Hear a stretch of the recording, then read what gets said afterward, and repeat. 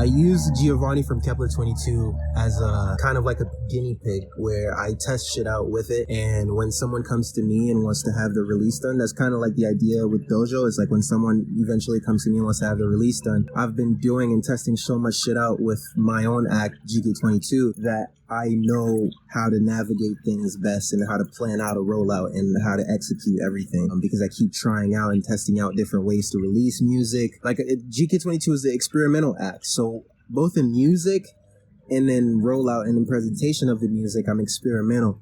So I keep testing waters and finding data so that when someone comes to me, I can pick up what I learned from all these experiments and apply it to them and help them out with finishing their project. My experiment with GK22 in 2020 was actually paying for Spotify playlisting. And I was testing, because I keep testing out ways to promote the music, like paid and not paid, what works best, what doesn't work best. And that year was when I actually found out about fraudulent streaming. It made me realize that like those people that I would see on Instagram stories showing their streams, and I would be like, damn, how are they doing so good when they're not like really, when they just started kind of thing and they're like getting 10,000 streams? Like that makes no sense. And then you'll check like where the streams are coming from in countries, and it's like countries that they haven't even been in.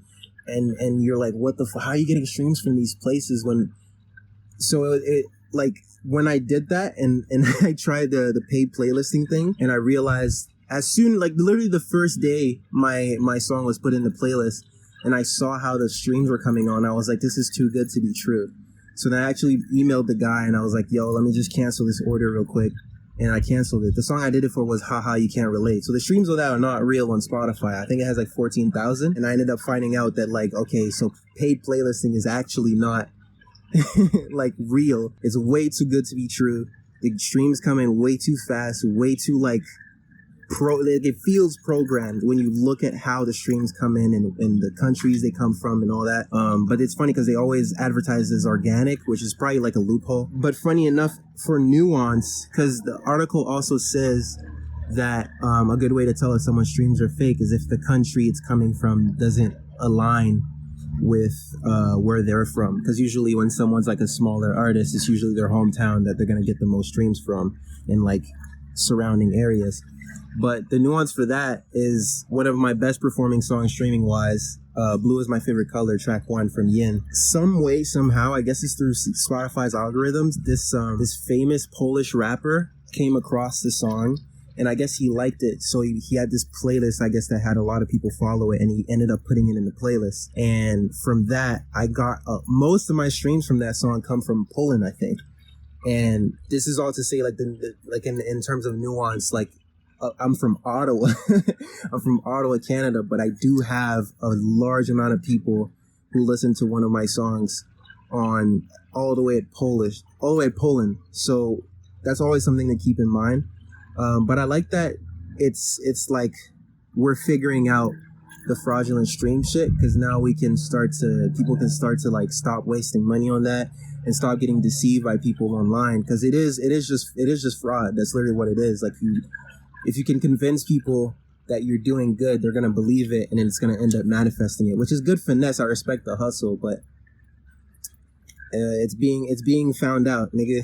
Like the cat's out the bag. I've often seen the Spotify pay-for-play playlist utilized or contextualized in one of two scenarios. One being the independent artist route, and the other being major label facing. In the independent artist scenario, I think it's great to potentially utilize the tools at your disposal to bring your music organically or sometimes inorganically to certain demographics or regions in your home country or the world that you may not be getting from just simply uploading your music to DSPs, especially when your previous catalog may be at 1,000 or less streams or under 10,000 streams for each song. With 30,000 songs being uploaded to Spotify every day, obviously even great music can get lost in translation. And I think it's a double-edged sword in a way, because I've had friends be booted off the Discover Weekly or the Release Radar algorithm because they've utilized these seemingly stream farm based playlists. Even though the optics are great when a song might have 90,000, 50,000, or 125,000 streams, how many of those people are actually clicking follow? How many of those people are actually having some name or facial recognition with the artist? Probably not too many when you're using platforms like that. I think certain platforms like Before the Data, Early Rising, Pigeons Plains, obviously the big fishes, and others, I think inherently their philosophies and ideologies reverberate from their fan base, and they're only really trying to pinpoint artists that also want to be discovered as a diamond in the rough or a needle in the haystack. And I think that's the most important thing for a new fan or consumer, and also the most difficult thing for an artist to actually latch onto and engage with those fans. That's why Billy and Tyler are as successful as they are, because, great music production, writing aside, their personality is what a vast majority of their fans really, really latch onto. And that's the way, careers kind of, transcend the decades or transcend generations. So on the major label side, I think it's interesting because I've been in streaming meetings where executives would knock newly signed artists at other labels because they've picked up on certain nuances from their streaming data that, not all of their numbers may be quote unquote genuine. With that being said, a company like Sony per se has a platform and service of playlists named Filter, where they'll have Filter Germany, Filter US, Filter Canada, Filter Australia, and more, where they're essentially plugging in, obviously Sony-centric artists into these playlists where there's, followers all across the world, but they really aren't checking if those are valid and paid accounts or not. And maybe a vast majority of them are, but I can say with 2 years working at Sony that I did not follow and or invest into those playlists as a fan specifically. Maybe as a music business mind, sure, just to stay knowledgeable on what companies were using to help their artists get off the ground. But in all honesty, I think all aspects, whether it's marketing, streaming, and others of the industry, are inflated and not also genuine. And I think there's obviously tricks and tips that the industry has used for decades, and especially at the dawn of the internet and YouTube, etc., where you're almost tricking the consumer in some ways to think something is bigger than it is, and the industry in a lot of ways chooses what is big and what is not, and sometimes they don't. And most of the times when they don't, those are the songs and artists that supersede any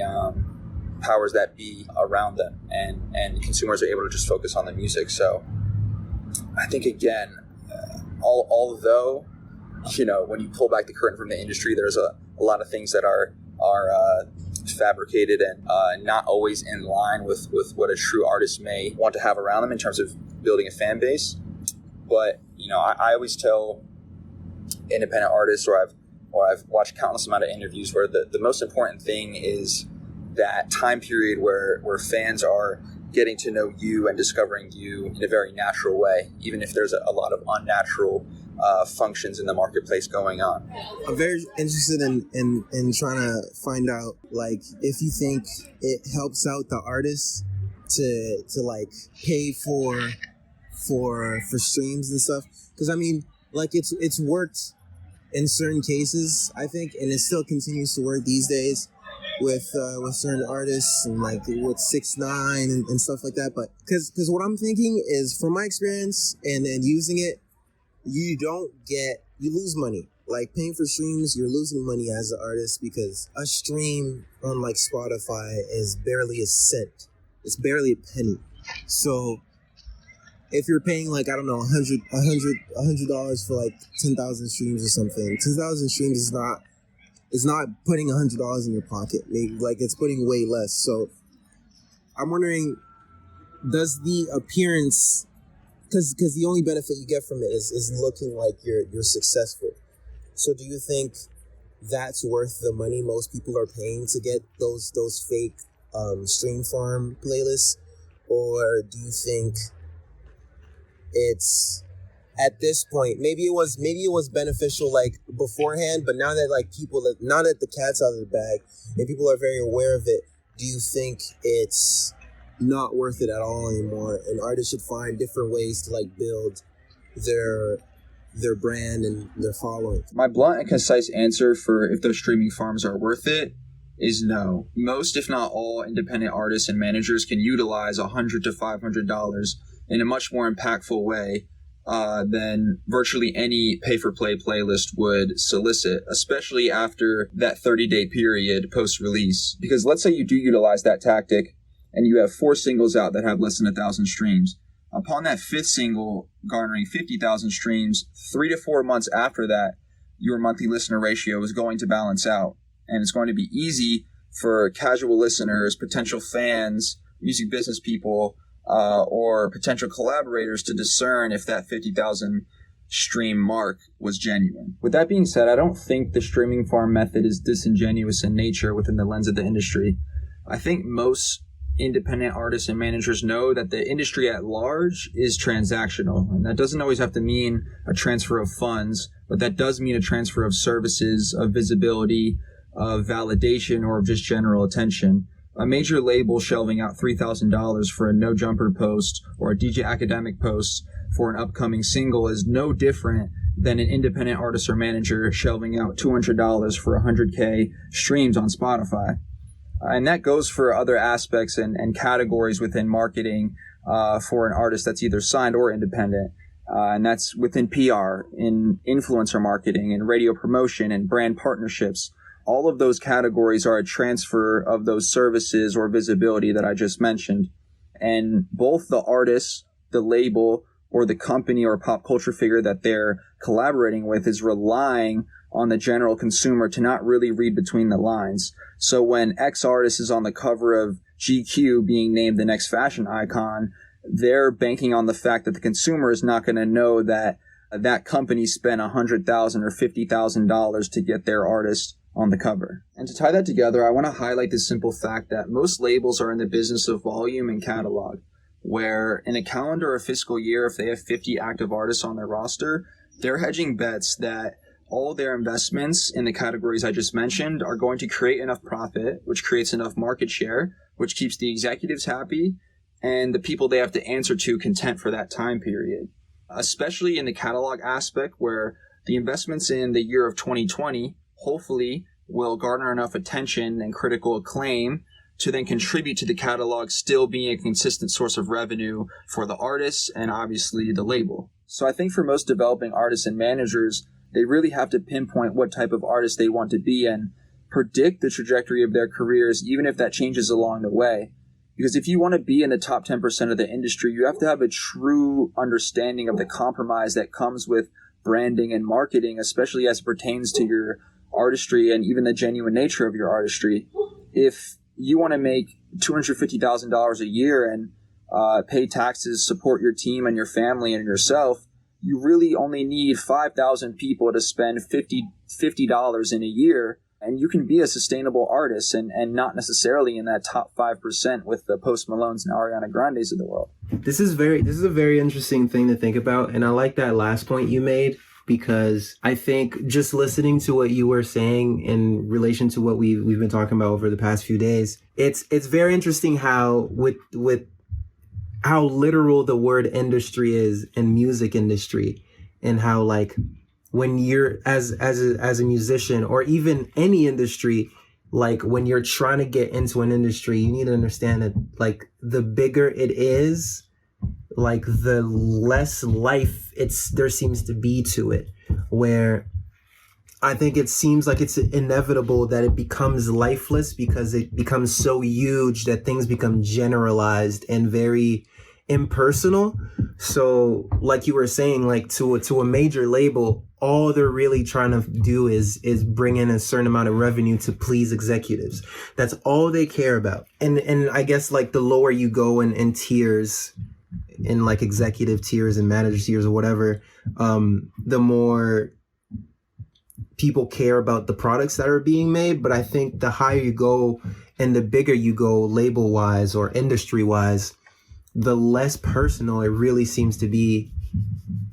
And I think, yeah, so someone trying to get into the industry, like if you are trying to, I think a lot of people before they even get to that step don't even define what they do want out of like what they make. It doesn't even matter if you're a musician or anything, any industry I think is this way from looking into any, like every industry I've looked into, the bigger it gets, the more like compromise, like you said, is required. This reminds me of the show The Boys, which is kind of like a jab, a fictional but tied based on reality story about like showbiz and that industry. But it's super interesting to think about. Yeah, I think every artist should like really think about what you want before you even get into things, because I feel like a lot of people end up like really feeling like they need to be in the industry to get any kind of success, which is no longer the case. And once they get in there, realizing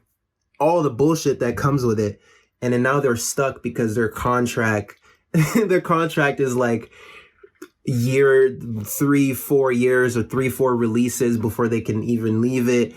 And they don't have the proper lawyers. They can't afford proper lawyers to get themselves out of contracts. Like, we've seen this so many times with so many different artists. And I think the most important point you raised there was that any artist going into any industry should really understand the compromise that comes the higher you go on in the industry. The bigger you become, the more you have to compromise, the more people get involved in your brand and what you're trying to do, and the more kind of pressure you have to deal with.